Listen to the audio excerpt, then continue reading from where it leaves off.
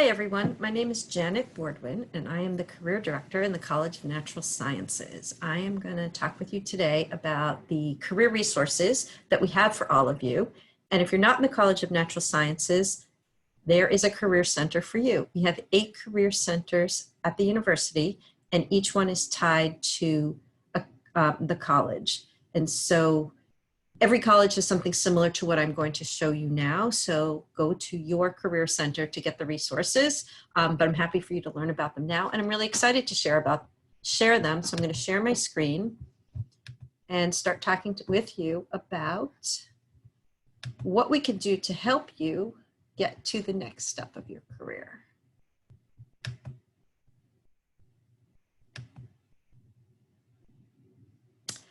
Okay, so again, I'm going to go over the career resources. There's my email. If you have a question, you can always email me. I'm always happy to help everyone. And that's our College of Natural Sciences website.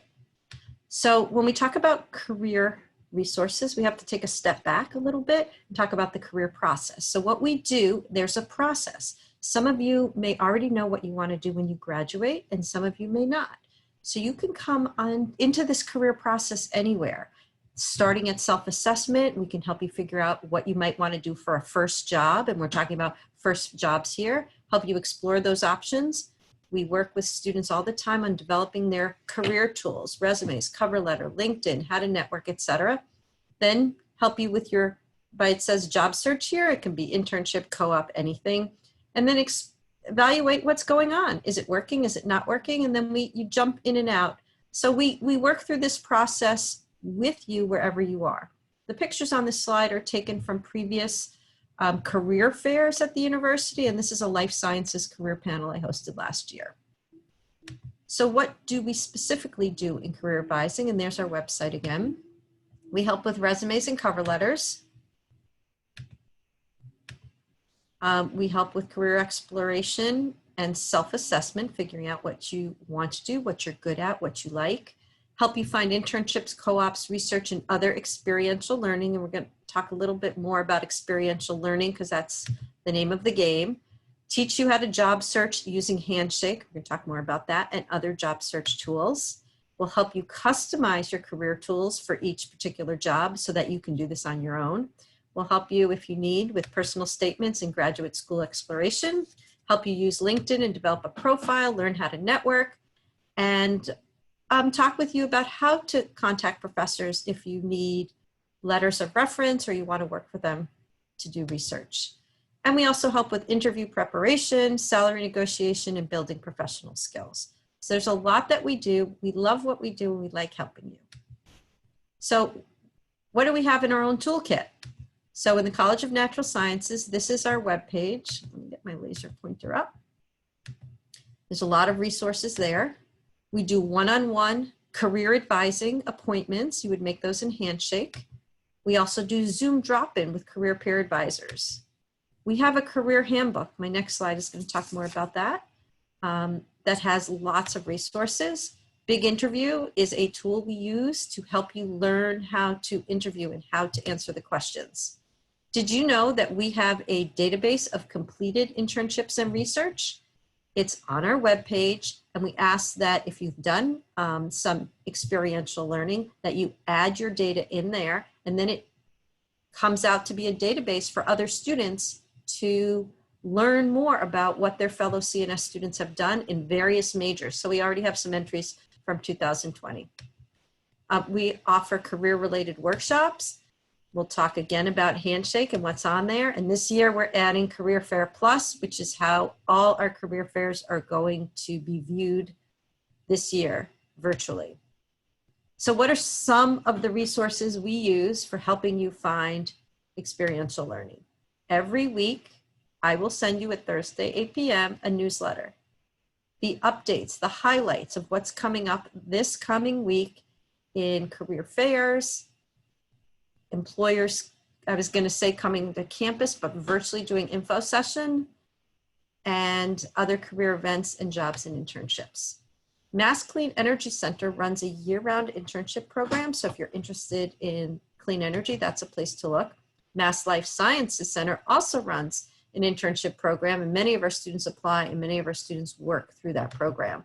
You could ask questions about any of these things when you come meet with us. We're happy to share. Ours on campus, the Office of Undergraduate Research is operating this semester virtually, and they can help you with finding places to do research and finding internship opportunities, whether it's now or in the future. REUs is something you should know about. It's a program from the National Science Foundation, and it runs every year. They're highly competitive research experiences at other universities. We actually have some REUs here as well. They usually pay about $5,000 a semester, and you get room and board, and you're doing research with a professor of choice. So those start to get advertised around December on the NSF website, and their deadlines are in February, so keep that in mind. BURA is not operating this fall, but we hope it's operating in spring. It's a place on the biology website that gets all the internships and research experiences together, and you could apply there. It's not the only place to look for research experiences, and it's not the only place that professors let students know about it. So it's just another tool. LESIP is a program in the College of Natural Sciences through the Office of Student Success and Diversity. It's a REU-like program where students do research. They're paid to do the research and they're paid to live on campus every summer. Applications come up and are due in February. So look to the CNS Office of Student Success and Diversity. So these are some of the things in our toolkit. I mentioned that we have a career handbook. I have it here. It is on our website. Numerous pages on resumes, cover letters, LinkedIn, websites per major for internships and jobs, who the employers, the top employers were for people, for students in these majors. So it's really a great resource, and you should download it and have it as a top resource for your career searching. So why do we do all this? Because we want to help you get to your first destination, the place you want to be after you graduate. So for the class of 2019, from those who responded, 50% went on to work, 20% went on grad school, and it's 6 months out past the May graduation date in November, 26% were still looking. This is because we need people to answer our survey, so please answer them in the future. What's also important to note is that of those who responded, 67% had experiential learning. Experiential learning is anything like internships, co-ops, projects, clinical work, volunteer work, shadowing, any place that you can get some career-related experience, because that's the name of the game. We're still working on the class of 2020 because that will go out till November, and we're collecting that data. But I wanted you to see that's our goal, to help you get to where you want to be when you graduate. Do you want to go to grad school? Do you want to take a gap year and work? Do you want to be in the volunteering somewhere in the Peace Corps, something like that? So our goal is to always help you get to where you want to be. So for the class of 2018, the numbers were similar. Close to 50% of those who responded got jobs. Another 30% went to grad school or medical school or other professional schools. And a smaller percent were still looking. And we know that people get jobs a few months out. The sooner you start working with our Career Center, the more help we can give you and the better your outcomes. So we're committed to doing that. And of this class, a little over half had experiential learning. So the goal is, how can you get that? So what you get from experiential learning are all these professional skills. So the New England Board of Higher Education, along with other organizations, have come up with what's sometimes referred to as soft skills, but we try and refer to them as professional skills. The things and skills that all employers want, in addition to the technical skills you have from your various disciplines. So to gain teamwork and collaboration and communication skills, you need to demonstrate where you learn them, how you learn them. Empathy is a hard one. Come talk to us about that. Leadership's important, and that can come in various ways. Just as I mentioned, experiential learning is how you get these skills, and all employers want to see that students can work with data and analyze data. So it's always good to have some coding experience and software experience as well. And this is from the National Association of Colleges and Employers. What do employers want? Just as I said, they want leadership positions. They want to know you have the technical skills. They want to know you're involved outside of just the curriculum. So leadership positions can come from clubs, sports, but it also can come from working. Many people work and put in a lot of hours in addition to going to school. So there's opportunities at work to do these things. And if you bring your resume and your experience to talk to us in the Career Center, we can help pull out those transferable skills to help from the job you currently have to the job you want to have. So this is something to keep in mind. Now, we know this is not a typical year. This is the age of COVID. Hold on a sec. Okay. In talking to recruiters, they are saying that we know many students did not have internships or even their normal summer jobs, and we understand that. Obviously, if you had something, that's great, put it on your resume. If you had an internship that was canceled, there's a way to put that on your resume as well. But they do want to see that you're engaged with your curriculum and your area of interest. So are you taking classes? Are you taking a coding course? Are you doing something online? Are you doing a personal project? Employers are always looking for students who go above and beyond the regular curriculum. So to demonstrate what you've done this past summer, who knows what's going on in the future, it's important to show some of that on your resume and be able to talk about it. Speaking of talking about it, one of the things we teach students is the elevator pitch. What do you say at this moment when you're shaking someone's hand in person? You know, that hasn't happened in a while. Or virtually, this is going to be how our career fairs are this year. So a lot of students want that practice to speak out loud, what they say. And once you have an elevator pitch, you're going to use it in lots of different ways. You'll use it in interviews. You'll use it networking. You'll use it when you meet people. You'll use it on LinkedIn when you're typing a note, and it will change every time. So you need to get comfortable with that as a primary career tool. Another tool we use that I want to highlight is called Big Interview. It's on our website. It's free for you. You can get it from the Career Center.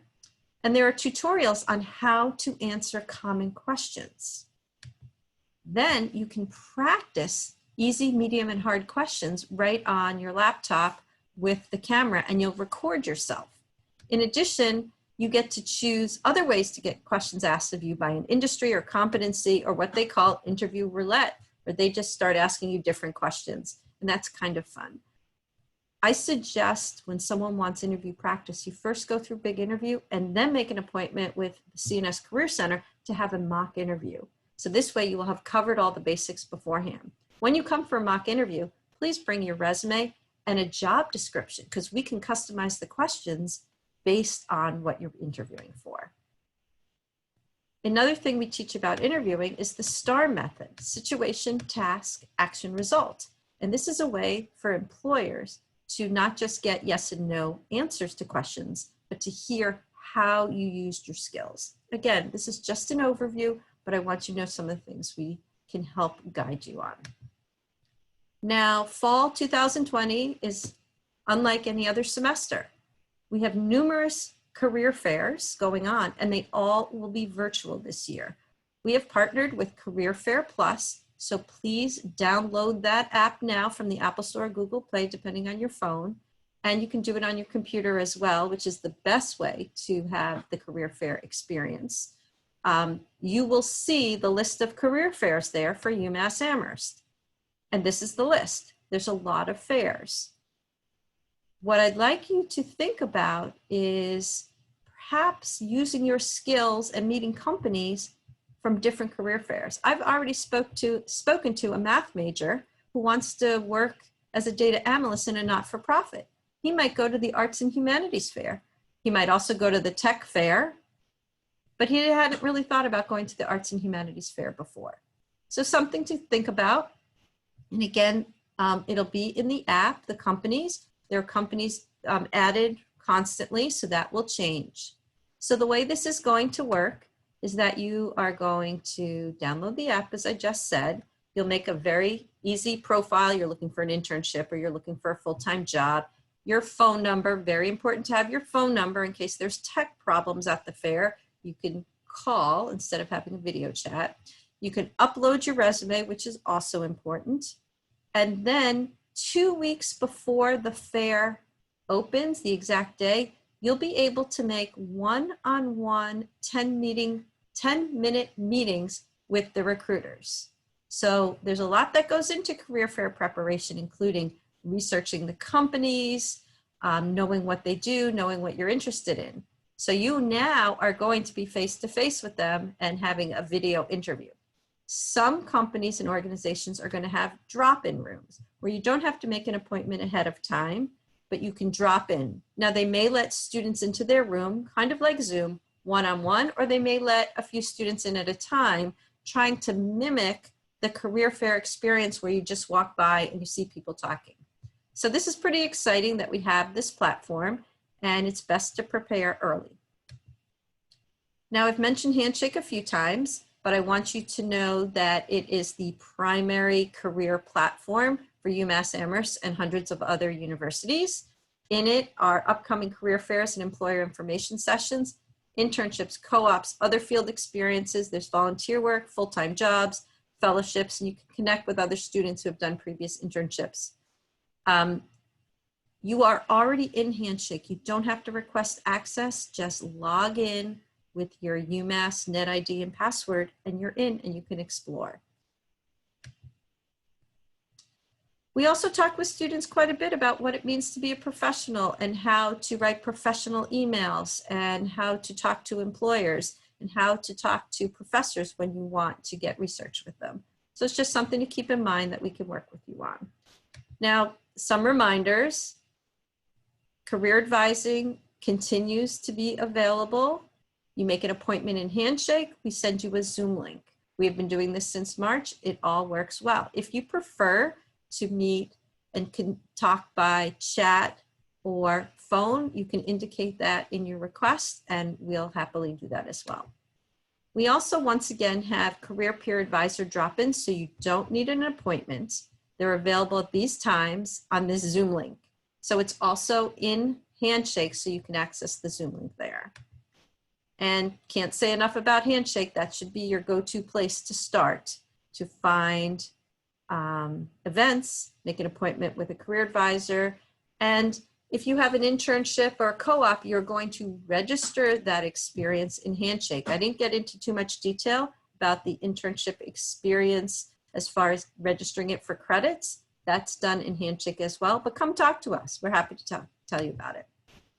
A reminder that during the academic year, I will send you a newsletter every Thursday night at 8 p.m. It gives you lots of highlights of what's going on that week.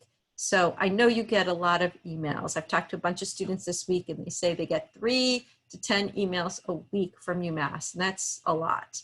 But please read ours so you don't miss opportunities. When I mentioned that we had a CNS internship and research database, this is how we get the information. So if you had some experience this past summer or spring, please put it in here. And it's on our webpage. And then we might feature you on social media. We'll let you know. We often talk to students to come and speak to in classes and career panels, things like that. So thank you in advance for sharing what you have done in your experiential learning. In Handshake are workshops now, so you can learn how to ace a virtual career fair. We have 4 this fall. You should sign up and go. If once you've downloaded the app, you can, it's very intuitive, you're set, you'll be fine. But if you want a little hand holding, sign up in Handshake for one of these workshops so that you feel comfortable using it when a fair comes along. We also have 2 resume writing workshops. One's in September and one's in October. They're both in Handshake. Again, you can always make an appointment to see a professional career advisor or drop in to see a career peer advisor. The sooner you do those things, the better, because everyone gets busy at the end of the semester. The upcoming career fairs are the actuarial career fair and the math program, and these are the companies that are coming. So if you are an actuarial student, make sure you are prepared to go to that career fair. And then we have the Building and Construction Technology Career Fair coming up October 7th. And again, yes, it's for building and construction technology people, but think broadly. They have a lot of sales positions, sustainability positions, if that's your interest. And finally, make sure you follow us on Instagram and LinkedIn, because that's where we post any last minute events we know about. We're currently featuring students who did have internships, even if they were remote, because that's experiential learning and we want to share that with people. So that's career services in a nutshell. I hope you will take advantage of what UMass Amherst offers you by having a career center in each of the colleges, because we really do want to help you. So thank you for listening. If you have any questions, you can reach me on my email, jbordwin, BORDWIN, @umass.edu, and have a great semester. Thank you.